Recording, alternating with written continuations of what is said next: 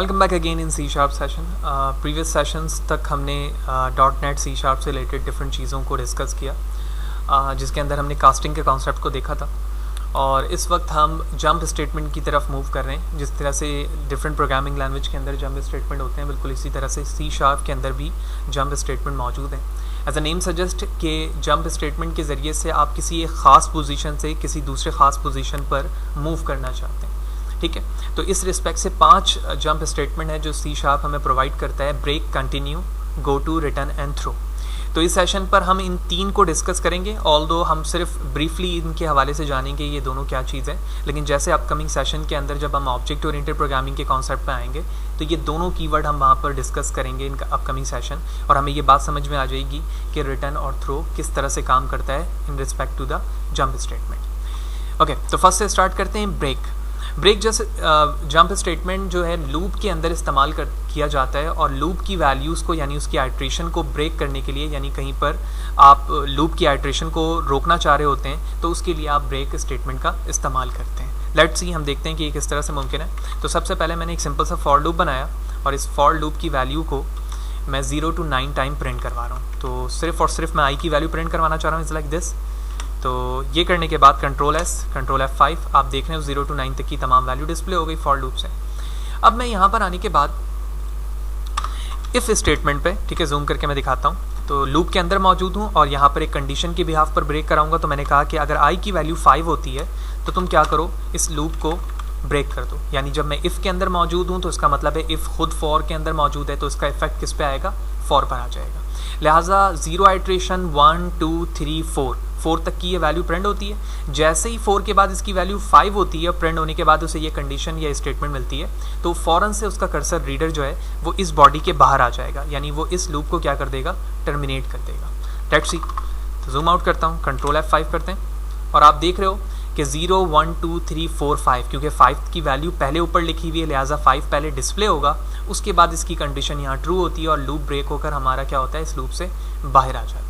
तो इस break statement को हम नॉर्मली किसी भी लूप के अंदर इस्तेमाल कर सकते हैं जहाँ पर हम नंबर ऑफ आइट्रेशन को क्या करना चाह रहे होते हैं, डिस्टर्ब करना चाह रहे होते हैं according to the specific condition. जैसे यहाँ पर मैंने आई की वैल्यू 1 लिखी है। बिल्कुल इसी को अगर हम इन्वर्स करें, ठीक है, यानी जिस तरह से हम किसी स्पेसिफिक कंडीशन पर लूप को ब्रेक करके टर्मिनेट करके बाहर आ रहे हैं, इसी तरह मैं किसी स्पेसिफिक वैल्यू को क्या करवा सकता हूँ, इग्नोर करवा सकता हूँ। ठीक है, जैसे फॉर एग्जांपल मैं चाह रहा हूँ 0 1 2 3 4 5 तक की वैल्यू प्रिंट हो और उसके बाद एक स्पेसिफिक आइट्रेशन की वैल्यू यहाँ पर क्या हो जाए, इग्नोर हो जाए। तो इस काम के लिए हम कंटिन्यू जंप स्टेटमेंट का इस्तेमाल करते हैं। लिहाजा ये कोड ऐसे ही रहने देते हैं, हम इसे कॉपी पेस्ट करते हैं नीचे, और उसके बाद मैंने पेस्ट कर दिया। इस console.write लाइन को मैं ऊपर रहने के बजाय इस कंडीशन के नीचे पेस्ट करता हूँ, और यहाँ पर आने के बाद हम i = 5 की वैल्यू को क्या कर देते हैं, कंटिन्यू करते हैं,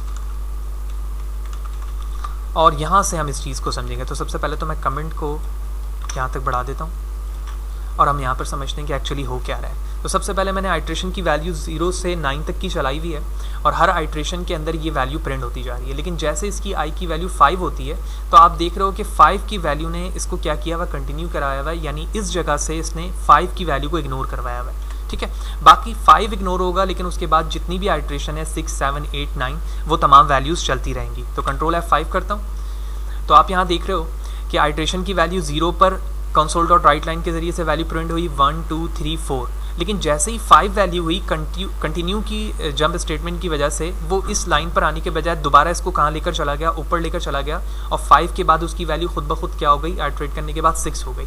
यही वजह है कि console.write लाइन के जरिए से यहाँ पर 5 की वैल्यू डिस्प्ले नहीं हो रही है। तो जंप स्टेटमेंट यानी कंटिन्यू के जरिए से हमने उस स्पेसिफिक कंडीशन की वैल्यू को क्या करवा दिया, इग्नोर करवा दिया। तो ये दोनों जंप स्टेटमेंट थे हमारे पास, और हमने प्रैक्टिकली देखा कि ये दोनों किस तरह से काम कर रहे होते हैं। इसके बाद तीसरा जो हमारे पास जंप स्टेटमेंट है वो है गो टू। ठीक है, एज अ नेम सजेस्ट कि हम किसी पोजीशन से गो टू के ज़रिए से अपने रीडर कर्सर को किसी स्पेसिफिक जगह पर मूव करवाना चाह रहे हैं। तो इसकी एक छोटी सी एग्जांपल हम समझते हैं, और इस एग्जांपल से हमें अप्रोप्रिएटली ये बात समझ में आ जाएगी कि गो टू किस तरह से काम करता है। तो तमाम कोड को प्रीवियस वाले हमने कमेंट कर दिया है, और यहाँ पर आने के बाद मैंने सिंपल सी console.write लाइन पे एक स्टेटमेंट लिखा। ठीक है, गो टू स्टेटमेंट, और उसके बाद मैंने एक और console.write लाइन लिखा, बिफोर गो टू और उसके बाद मैं आफ्टर गो टू भी एक लाइन बना देता हूँ। ठीक है, ये तो सिंपल सी हमारी समझने के एतबार से। अब हम यहाँ पर वो काम करते हैं, यानी यहाँ पर हम अपने गोटू को कॉल करेंगे और यहाँ पर गोटू को बनाएंगे। ठीक है, कहीं पे भी हम बना सकते हैं, तो मैं नीचे गोटू बना रहा हूँ। तो मेरे स्टेटमेंट का नाम है गोटू के, गोटू, उसके बाद statement colon bracket start bracket close. ठीक है, ये गोटू मैं बना रहा हूँ यहाँ पर, और मैंने इसमें लिख दिया आई एम गोटू स्टेटमेंट। ठीक है, not this one here, only statement.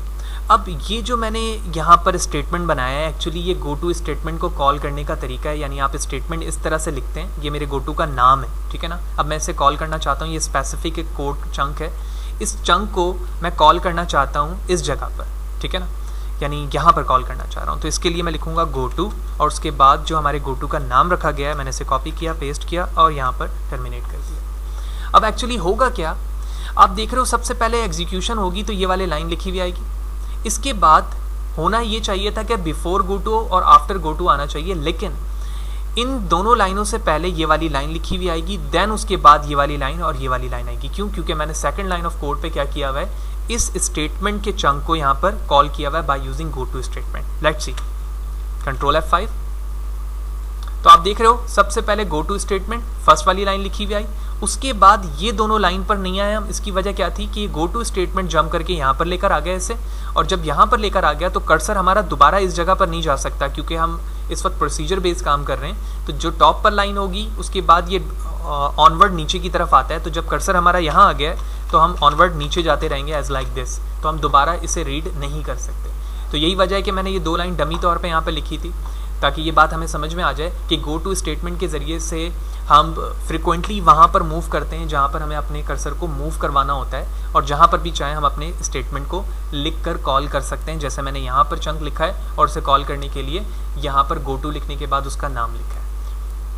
तो ये ओवरऑल 3 जंप स्टेटमेंट थे। ठीक है, अगर आप ये चाहते हो कि ये दोनों लाइन पे लिखे आए तो इसके लिए आप अपने गोटू को यहाँ से क्रॉस करके यहाँ पे कर दें, ताकि ये तीनों लाइनें एग्जीक्यूट हो जाएं। उसके बाद गोटू हो तो गोटू इसी के साथ लिखा हुआ है, लिहाजा कोई भी लाइन मिस नहीं होगी। तो कंट्रोल F5 करता हूँ। अब आप देख रहे हैं कि तमाम चीज़ें लिखी हुई आ रही हैं, और उसके बाद हमारे गोटू का स्टेटमेंट भी लिखा आ रहा है जो हमने सेपरेट ब्रैकेट के चंक में लिखा है। तो ये तीनों हमने यहाँ पर ब्रेक स्टेटमेंट देखे कि जंप स्टेटमेंट देखे, ब्रेक, कंटिन्यू एंड गोटू, जो किस तरह से वर्क करते हैं हमने उसकी एग्जांपल भी देखी।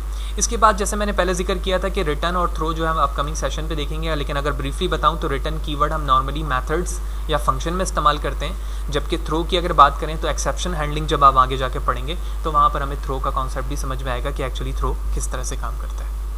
जितने भी हम सेशन यहाँ पर कर रहे हैं with respect to videos and with respect to code, तो इसकी तमाम की लिंक जो है वो वीडियो डिस्क्रिप्शन में मौजूद है।